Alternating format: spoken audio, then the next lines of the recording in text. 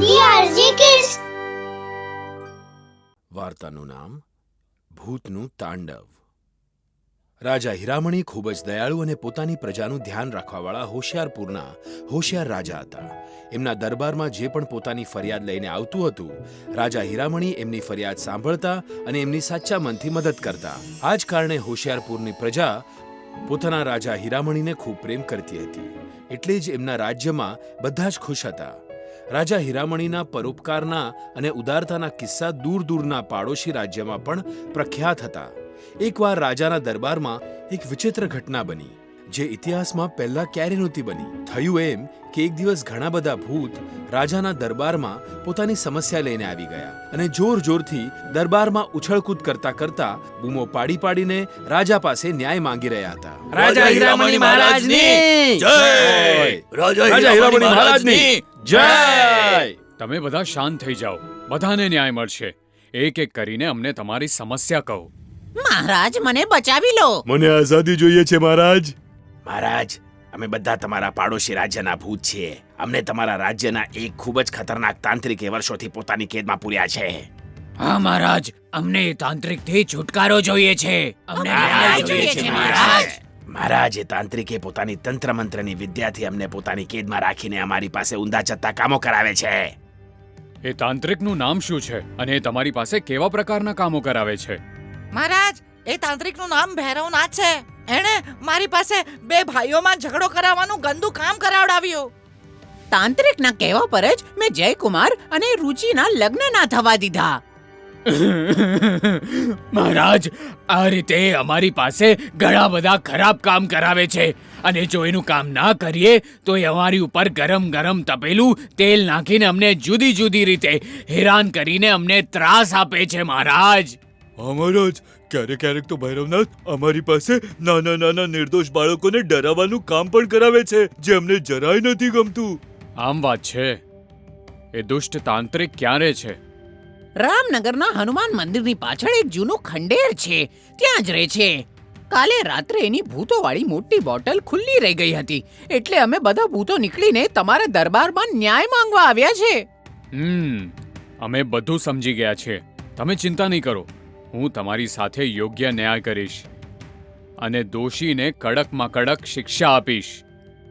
મહારાજ, જલ્દીથી જલ્દી એ દુષ્ટ તાંત્રિક ભૈરવનાથને પકડીને તમારા દરબારમાં બોલાવી લો. નહીતર એ દુષ્ટ પોતાની માયાવી શક્તિથી અમને બધાને ભૂતોને એક એક કરીને વારાફરતી પોતાની પાસે બોલાવીને બોટલમાં બંધ કરી દેશે. હા મહારાજ, અને પછી અમારી પાસે ઊંધા છતાં કામ કરાવવાનું શરૂ કરી દેશે. અમને પાપીથી બચાવી લો મહારાજ.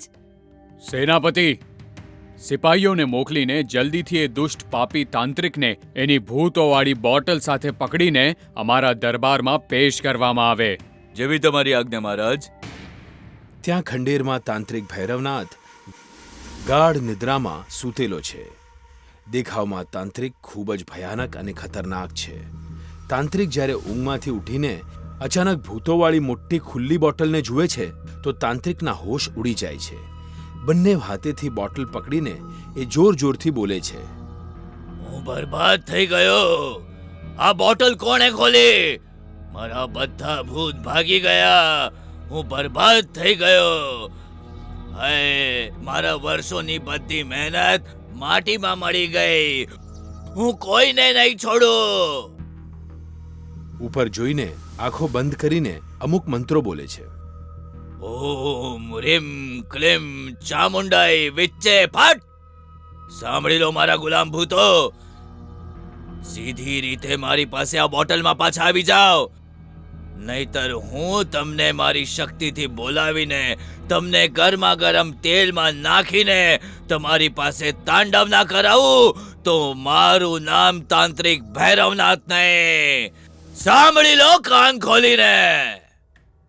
પછી તાંત્રિક નીચેથી રાખ ઉપાડીને હવામાં ઉડાવે છે અને એક દંડો હવામાં ફેરવતા બોલે છે, જય જગદંબ કલ કલ કટમ. જાદુ ટોણે ખેલ ખિલોને. જય કલ કલ કલ કટમ. જય કાલી કલકત્તે વાલી. મારો મંતર જાય ના ખાલી. સાંભળી લે કાળી, કાળા કપડા વાળી, લઈ આવ મારા ભૂતોને. લાલ જીભ વાળી, તારું વચન જાય ના ખાલી. ઓમ રીમ ક્લેમ ચામુંડાય વિચ્ચય ફાટ. દંડાથી સામે મૂકેલું માટીનું એક માટલું ફોડી દે છે અને એમાંથી આગ અને ધુમાડો નીકળે છે અને તાંત્રિકની આંખો લાલ થઈ જાય છે. અહીંયા ઘોડા પર રાજાના બે સિપાહી તાંત્રિકને પકડવા માટે ઝડપથી ખંડેર તરફ જઈ રહ્યા છે. દરબારમાં ભૂતોમાં ખળબળાટ મચેલો છે. બધા ભૂતો બૂમો પાડી રહ્યા છે. રાજાજી અને સેનાપતિ બધાને શાંત કરવામાં લાગેલા છે. તાંત્રિકના મંત્રોની અસર ભૂતો પર થવા લાગી છે અને એક એક ભૂત બૂમો પાડતા રાજાના દરબારમાંથી ગાયબ થઈને તાંત્રિક પાસે જઈ રહ્યા છે. મહારાજ, તાંત્રિક અમને બોલાવી રહ્યો છે. મારે ત્યાં નથી જવું. મને બચાવી લો મહારાજ, મને બચાવી લો. બોલતા બોલતા ભૂત ઝડપથી દરબારમાંથી ગાયબ થઈ જાય છે. તમે બધા શાંત થઈ જાઓ. જલ્દી જ અમારા સિપાહી એ તાંત્રિકને પકડીને લઈ આવશે. હું તમારી પીડા સમજી શકું છું. તમે લોકો થોડી શાંતિ રાખો, બધું ઠીક થઈ જશે. મહારાજ, બચાવી લો. હું જઈ રહ્યો છું. હા, હું પણ જઈ રહ્યો છું મહારાજ. એ તાંત્રિક મને બહુ મારશે. મને ફરીથી બોટલમાં બંધ કરી દેશે મહારાજ. એ અમને બોલાવી રહ્યો છે. અમને બચાવી લો મહારાજ. મહારાજ. અમને બચાવી લો. અમને બચાવી લો. દરબારમાં માત્ર રાજા, સેનાપતિ અને અમુક દરબારીઓ રહી જાય છે.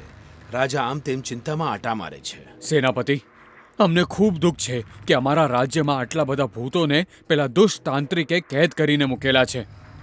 અમારાથી એ ભૂતોનું દુઃખ જોવાય નથી રહ્યું. સેનાપતિ, અમે તમારું દુઃખ બરાબર સમજીએ છીએ મહારાજ.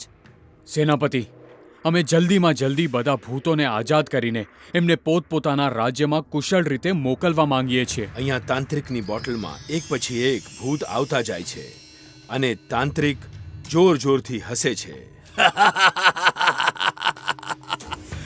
ભૈરવનાથથી બચીને કોઈ પણ ભૂત ક્યાંય નથી જઈ શકતું. આજે રાત્રે તમને ભાગવાની શિક્ષા મળશે. પછી તમને કોઈ નહીં બચાવી શકે. ત્યારે જ સિપાહી તાંત્રિકના ખંડેરમાં પહોંચી જાય છે. તારો ખેલ ખલાસ થયો. અમે તને પકડવા આવ્યા છીએ. પણ મેં શું કર્યું છે? એ તો મહારાજ જ તને કહેશે કે તે શું કર્યું છે.